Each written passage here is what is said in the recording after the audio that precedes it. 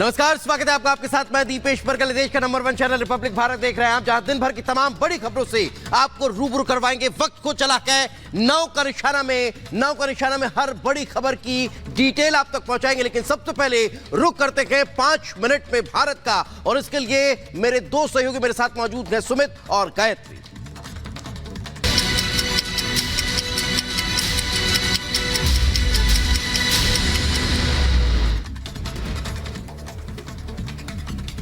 महाराष्ट्र के पुणे में दिन दहाड़े युवक की हत्या से मचा हड़कंप। होटल में खाना खा रहे युवक को बेरहमी से उतारा गया मौत के घाट। हत्या की पूरी वारदात सीसीटीवी में रिकॉर्ड। लोकसभा चुनाव की तारीखों के ऐलान पर प्रधानमंत्री मोदी का पोस्ट, लिखा लोकतंत्र का सबसे बड़ा त्योहार। यूपी के मुजफ्फरनगर में पुलिस और बदमाशों के बीच हुई मुठभेड़। जवाबी कार्रवाई में गौ तस्कर घायल, बदमाश के पास से बाइक और तमंचा कारतूस बरामद। लोकसभा चुनाव की तारीखों के ऐलान पर प्रधानमंत्री नरेंद्र मोदी का पोस्ट, लिखा लोकतंत्र का सबसे बड़ा त्योहार आया। बीजेपी और एनडीए पूरी तरह तैयार, विकास के मुद्दे को लेकर जाएंगे जनता के बीच। चुनाव की तारीखों के ऐलान पर अमित शाह ने पोस्ट कर लिखा, विश्व के सबसे बड़े लोकतंत्र का महापर्व है। देश ने सुशासन का ऐतिहासिक दशक देखा। चुनाव आयोग के फैसले का बीजेपी अध्यक्ष जेपी नड्डा ने किया स्वागत। पोस्ट कर लिखा, चुनाव लोकतंत्र का सबसे बड़ा उत्सव, बढ़ चढ़कर लोग चुनाव में ले भागीदारी।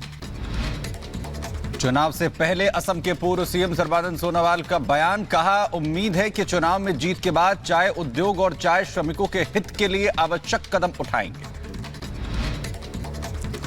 केंद्रीय मंत्री अनुराग ठाकुर ने चुनाव की घोषणा का किया स्वागत। कहा दुनिया का सबसे बड़ा लोकतंत्र फिर से चुनाव के लिए तैयार। ये जनता के बीच जाने और मोदी सरकार की उपलब्धियों को बताने का अवसर। चुनाव की तारीखों पर बोले छत्तीसगढ़ के पूर्व मुख्यमंत्री भूपेश बघेल, पिछली बार भी छत्तीसगढ़ में 3 चरणों में चुनाव हुए थे और इस बार चुनाव में देरी हुई है। हम आशा करते हैं कि निष्पक्ष चुनाव। चुनाव की तारीखों के ऐलान के बाद राजस्थान के सीएम भजन लाल शर्मा ने जताया जीत का भरोसा। कहा बीजेपी के कार्यकर्ता चुनाव के लिए बिल्कुल तैयार। हम राज्य में 25 सीटें जीतने जा रहे हैं। केंद्रीय मंत्री अर्जुन राम मेघवाल का बयान, कहा हम जनता के बीच जाएंगे, पीएम मोदी द्वारा किए गए कार्यों से अवगत कराएंगे और फीडबैक भी लेंगे। आंध्र प्रदेश में प्रधानमंत्री मोदी आज एनडीए की चुनावी बैठक को करेंगे संबोधित। एक मंच पर दिखेंगे चंद्रबाबू नायडू और पवन कल्याण। लोकसभा चुनाव के लिए एनडीए की ये पहली चुनावी बैठक होगी। उत्तर प्रदेश के बदायूं में लोकसभा चुनाव को लेकर तैयारियां तेज। डीएम मनोज कुमार और एसएसपी ने पोलिंग बूथ का किया निरीक्षण, जरूरी दिशा निर्देश दिए। गोवा के सीएम प्रमोद सावंत ने सड़क हादसे में जख्मी लोगों की मदद की। दक्षिण गोवा के कैनाकोना में काफिला रोककर की घायलों की मदद। हिंदू देवी देवताओं के खिलाफ विवादित बयान पर स्वामी प्रसाद मौर्य की बढ़ी मुश्किलें। यूपी कोर्ट ने स्वामी प्रसाद मौर्य पर मुकदमा दर्ज करने का आदेश दिया। पिछले साल 15 नवंबर को एक बयान से करोड़ों हिंदुओं की भावनाएं आहत होने का आरोप। ओडिशा के सिमिलीपाल टाइगर रिजर्व के अंदर अवैध रूप से की जा रही अफीम की खेती को पुलिस ने किया नष्ट। करीब 13 करोड़ रुपए बताई जा रही है अफीम की कीमत। उत्तर प्रदेश के जौनपुर में डीएम ने लोगों से की वोट करने की अपील। कहा जिले की वोटिंग प्रतिशत को बढ़ाएं और महापर्व में भागीदारी। उत्तर प्रदेश के शाहजहांपुर में लोकसभा के साथ ही होगा ददरौल विधानसभा सीट का उपचुनाव भी। 13 मई को डाले जाएंगे वोट। विधायक मानवेंद्र सिंह के निधन से ददरौल विधानसभा सीट हुई है खाली। लोकसभा चुनाव की घोषणा के बाद बुलंदशहर में डीएम और एसएसपी ने मारा वाइन शॉप पर छापा। वहीं वाइन शॉप पर शराब की बोतल पर छपा बार कोड नहीं हो सका स्कैन, तो वहीं डीएम ने आबकारी अधिकारियों को दिए जांच के आदेश।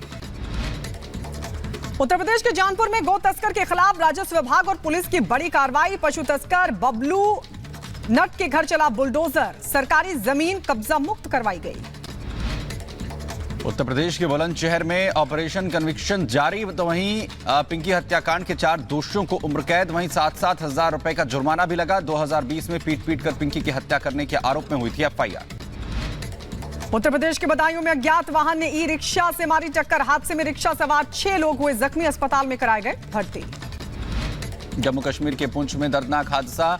ऑटो के खाई में गिरने से 3 लोग घायल हुए। घायलों को इलाज के लिए जिला अस्पताल में भर्ती कराया गया। हरियाणा के रेवाड़ी में बड़ा हादसा हुआ। कंपनी के अंदर बॉयलर फटने से करीब 40 कर्मचारी हुए जख्मी, घायलों को पहुंचाया गया अस्पताल। घटना की सूचना मिलते ही फायर ब्रिगेड की कई गाड़ियों के साथ ही कई एम्बुलेंस मौके पर पहुंची। फैक्ट्री में लाइफ लॉन्ग कंपनी बनाती है स्पेयर पार्ट्स, तो वहीं घायलों के परिजन कंपनी पर लगा रहे हैं लापरवाही के आरोप। शाहजहांपुर में पीडब्ल्यूडी कार्यालय के चीफ अकाउंटेंट की मौत का मामला, संदिग्ध परिस्थितियों में मिला शव, मामले की जांच पड़ताल कर रही पुलिस। उत्तर प्रदेश के बुलंदशहर में दबंगों ने बुजुर्ग को बेरहमी से पीटा तो बुजुर्ग पर टोटका करने का लगाया आरोप, तो वहीं वीडियो वायरल हुआ।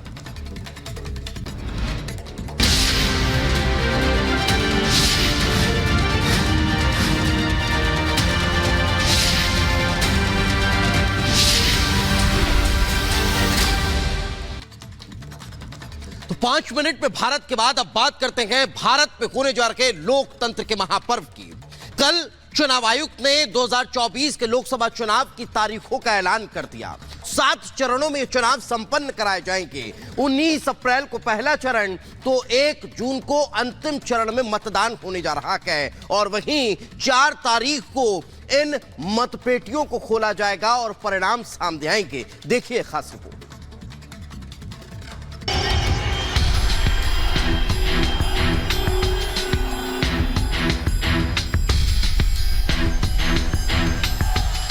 बज गया चुनावी महासमर का बिगुल। 80 दिन, 7 चरण, 543 सीट, किसकी जीत? 97 करोड़ वोटर, एनडीए इंडी में टक्कर। ईवीएम पर इलेक्शन कमीशन का शायराना अंदाज। अधूरी हसरतों का इल्जाम हर बार हम पे लगाना ठीक नहीं। वफा खुद से नहीं होती, खता ईवीएम की कहते हो। वफा खुद से नहीं होती, खता ईवीएम की कहते हो। चुनाव आयोग के मुख्य चुनाव आयुक्त ने 2024 लोकसभा चुनाव की तारीखों का ऐलान कर दिया है। देश भर में कुल 7 चरणों में चुनाव करवाए जाएंगे। मुख्य चुनाव आयुक्त राजीव कुमार ने बताया कि लोकसभा की 543 सीटों पर 7 चरण में वोटिंग होगी, जिसमें पहले चरण में 19 अप्रैल को 21 राज्यों की 102 सीटों पर वोट डाले जाएंगे। दूसरे चरण में 26 अप्रैल को 13 राज्यों की 89 सीटों पर मतदान होगा। 7 मई को तीसरे चरण में 12 राज्यों की 94 सीटों पर वोट डाले जाएंगे। चौथे चरण में 13 मई को 10 राज्यों की 96 सीटों पर वोटिंग होगी। 5वें चरण में 20 मई को 8 राज्यों की 49 सीटों पर मतदान होगा। वहीं छठे चरण में 25 मई को 7 राज्यों की 57 सीटों पर वोटिंग होगी और आखिरी चरण यानी 7वें फेज में 1 जून को 8 राज्यों की 57 सीटों पर मतदान होगा और फिर 4 जून को 2024 लोकसभा चुनाव के नतीजे आएंगे। We'll do it in 7 phases. Phase 1 will start from 20th March notification, 5 days from now, and date of poll would be 19th of April, and counting on 4th. और अगर पूरी फेज वाइज हम पिक्चर दें, ये भी एक अच्छी snapshot है, जिसमें फेज 1 में 102 कॉन्स्टिट्यूएंसीज, फेज 2 में 89, फेज 3 में 94, फेज 4 में 96, 49, 57, 57। तो इसमें वेदर और हर चीज का ध्यान रखते हुए काफी सोचने के बाद ये शेड्यूल बनाया गया है। दुनिया की इस सबसे बड़ी चुनावी प्रक्रिया में 97 करोड़